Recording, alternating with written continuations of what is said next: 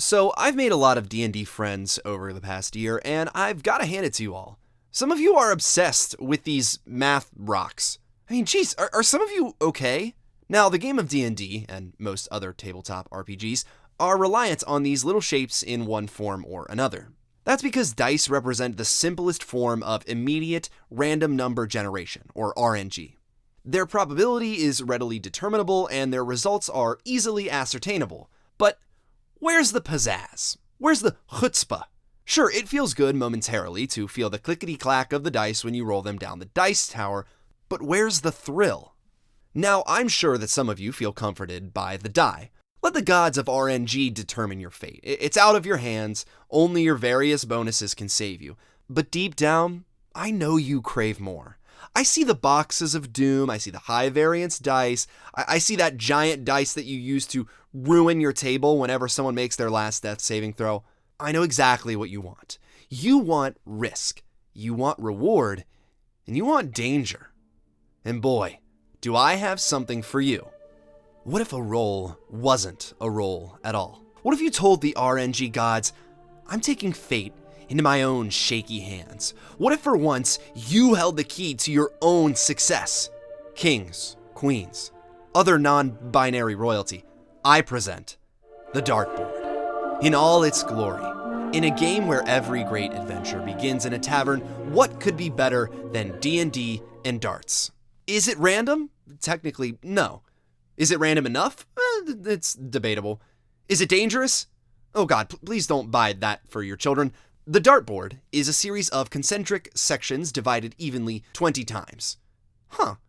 Where's the number 20 important again? Anyway, in most games, the outer ring doubles the number and the inner ring triples the number. The bull, or single bull, counts for 25 points, and the bullseye, or double bull, counts for 50 points. At this point in the video, you can probably see where I'm going with this. Really, you could probably see where I was going with this if you saw the thumbnail. I suggest that you use the Dartboard for your various checks. The minimum score is 1, the maximum score is 60, so why not consider this a type of D60 and use this fancy new dice disc for your D&D games? Now I can hear you saying, this is nothing like a dice. You don't have the same chance of hitting anywhere on the board, it's harder to hit the larger numbers. And you'd be right. That's why I see the Dartboard as a sort of high-risk, high-reward tool to add a little stakes to your quote-unquote rolls. Let's start with stats. Knowing probability plays a big role in setting your DCs. I'm sure you're wondering, assuming an equal chance of hitting anywhere on the board, what would an average score be, an average roll? It's 12.82. Not exactly a bad starting point for setting DCs. In fact, that's 2 higher than the mean roll for a D20. The board itself is also not easily cheated. In A Statistician Plays Darts, 3 Stanford scholars set out to figure out the optimal way to play the game. They reveal some pretty interesting things about what it takes to throw optimally. If you figured, hey, I'll just aim at the most valuable point section, you've probably been duped by Brian Gamlin, the man credited with creating the modern dartboard in 1896. Gamlin allegedly boasted that he arranged the dartboard to penalize the inaccuracy of drunkards. Note the extremely low numbers next to the 20 section. In reality, unless you are extremely accurate, you should really be aiming towards the bottom left of the board where the odds are a little more favorable. I'll link the article in the description. The dartboard section design makes it a versatile tool in the hands of a DM who's willing to be creative. Got a check you would normally roll a D20 for? You could choose to eliminate the double and triple sections to keep your dartboard a little bit more similar to a D20. Tired of doing group rolls? Well, you could have your party throw multiple darts, aggregating their score. The chance to double or even triple a score allows you to really play around with higher DCs. And also, I mean, the bullseye. The bullseye! Tell your players that a bullseye represents automatic success, and can you imagine the table reaction if that dart hits? My point here is that there are opportunities available with this tool that you just can't get out of dice alone.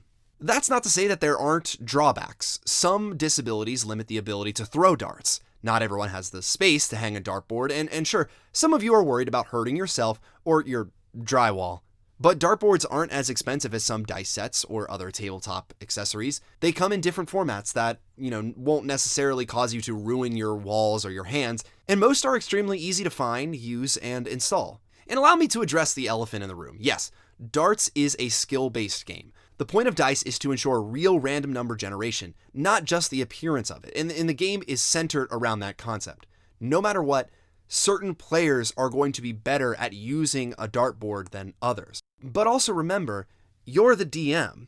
You have the ability to control the circumstances in and out of game.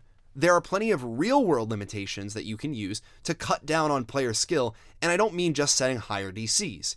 You can have them throw from further away, stand on a leg, blindfold them. Okay, maybe not that one. If the numbers are an issue, just choose a spot on the board and judge the check by how close they got to that section. For contestant rolls, go shot for shot, attempting to reduce their total score. Use your creativity, and I think that the dartboard really opens up a lot of possibilities. Ultimately, I think that the dartboard of Doom works as a great option. Dare your players to dart for their lives if they don't trust those pesky dice. Sure, it's not fair, but fairness isn't always what makes things fun. As always, communicate with your players about their expectations and go from there. But if you're looking for a way to spice up those really tense moments, and if your players don't mind taking away the more random elements of the game, the dartboard is a nice option to add a little bit of spice to your game.